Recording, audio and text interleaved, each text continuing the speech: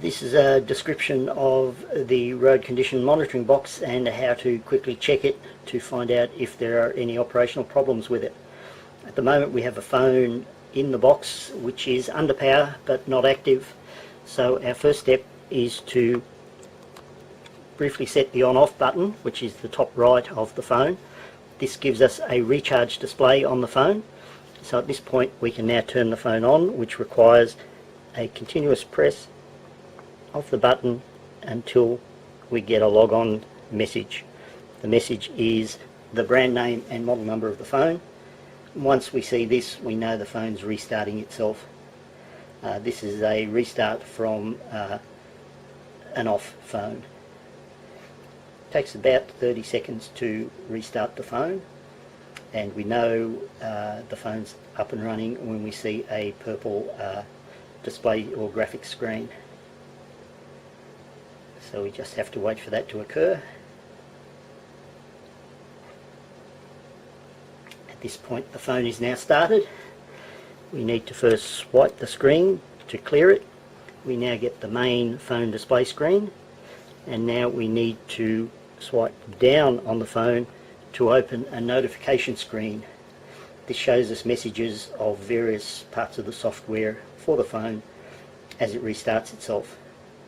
One of these messages will relate to our software, and once we see it we can use its information to determine whether it's operating or not. Okay, our message has just appeared. We have this logging display at the bottom.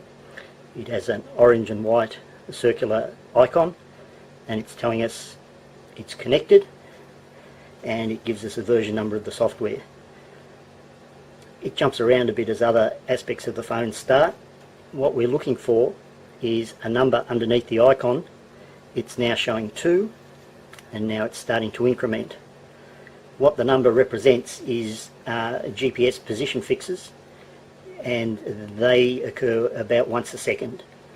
So at this stage, once the other systems on the phone settle down, things will stop jumping around, and we can now determine that the numbers are incrementing at a regular interval, and that indicates the software on the phone is fully functional. It is logging information from the sensor and recording it to the phone. We also draw your attention to a little circular icon, white icon right at the top of the screen. It is an indication of GPS position fix. If it's static, it means there is a GPS position fix.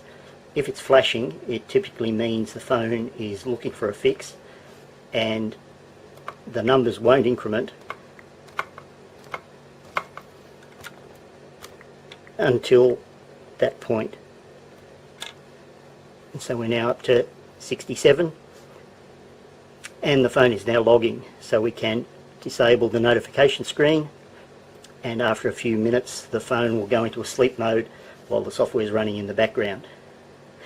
Now, if we don't see the incrementing numbers, then that means the program has stalled for some reason. First reason to check is we go into the phone settings, we go into applications, and we go into development, which is at the bottom of the screen. We need to check this function USB debugging has been selected. If it's selected, then that's the correct value. If it has not been selected, then you need to select it and then restart the phone, and that will remove one possible source of operational problems. A second reason why the phone might not be recording data is underneath the phone there is an interface board, and this interfaces the accelerometers to the mobile phone. You need to check that there's a lit red LED on the board. This indicates there is power to the board. Typical operation, the vehicle supplies power to this interface board. The interface board, as one of its functions, acts as a battery charger for the phone. If the LED is not lit, it means the board is getting no power, and therefore it's not able to charge the battery of the phone. So this is typically due to a failure of the board or to a break in the power supply to the phone. Some vehicles have continuous power, so they are wired direct to the battery. Other vehicles are powered on the ignition side of the power system, and so they only have power when the ignition on the vehicle is on. On a couple of occasions we've found boards burnt out. Here is an example of one of those. In this case there is an obvious burn mark where my thumb is pointing. It's worth quickly checking the boards to see if this component has burnt out. It's fairly obvious. If it has, there's been an over voltage at some time which has caused the board to fail. Typically a failed board just needs a replacement and then the system is up and running again. Failures of sensors, we've never had a sensor failure yet. We have had cable breaks for the cable going to the sensor. In this situation the phone will report and send data normally, but the data itself will indicate a cable failure or a sensor failure.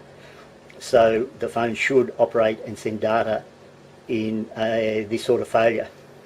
So if you're able to check those parameters very quickly, you should be able to quickly determine where any problems on the phone lie.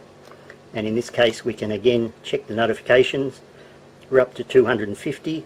The system will go up to 300 and then reset itself and send data again. Also be aware of the version number. If you need to contact us, knowing the version number will help us to help you. Thank you.